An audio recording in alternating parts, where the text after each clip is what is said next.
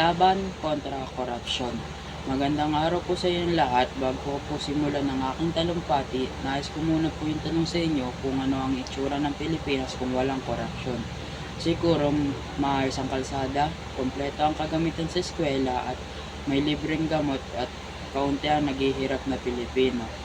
Pero bakit hindi ganoon ang realidad natin ngayon? Sapagkat ang korupsyon ay patuloy na sumisira sa ating bansa, tahimik man ito kumikilos, malaki ang pinsalang nagagawa nito sa bansa natin. Isa sa pinakamatinding problema ng ating bansa ay ang korupsyon.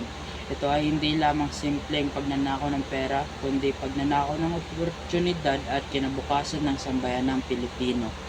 Dahil sa korupsyon, maraming proyekto ang hindi natatapos, lalo ng flood control project. Maraming programa ang hindi na ipapatupad at marami sa ating kababayan ang patuloy na naghihirap.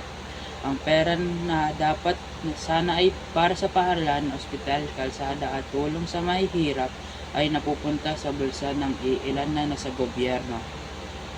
Hindi aksidente ang kakulangan sa ating lipunan. Madalas ito ay ang resulta ng maling paggamit ng pondo at kapangyarihan.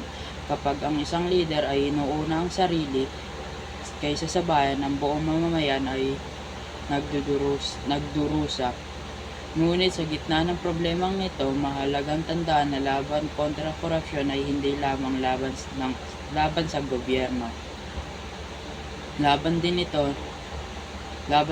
ng bawat Pilipino, kung saan maliliit na bagay pa lang ay may pandarayan na. Hindi na nakapagtaka kung sa malalaking bagay ay mas malalang korupsyon. Kaya ang solusyon ay nagsisimula sa bawat isa sa atin.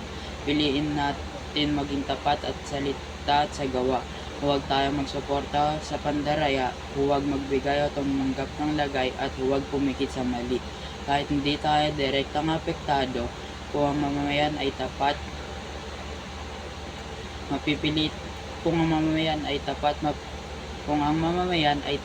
mapipilitan ng mga lider na maging tapat din.